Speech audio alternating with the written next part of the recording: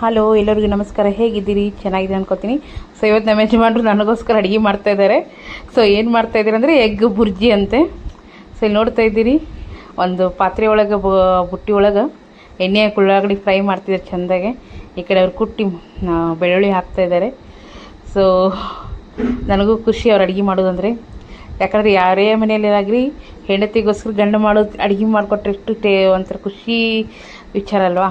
ಹಾಗೆ ಇಲ್ಲಿ ನೋಡ್ತಾ ಇದ್ದೀರಿ, ಅವ್ರು ಹೇಗೆ ಮಾಡಲಿ ತುಂಬ ಚೆನ್ನಾಗಿ ಮಾಡ್ತಾರೆ. ಸೊ ಇಲ್ಲಿ ಫ್ರೈ ಮಾಡ್ತಿದ್ದಾರೆ, ಹಾಗೆ ಟೊಮೆಟೊ ಹಾಕಿದ್ದಾರೆ.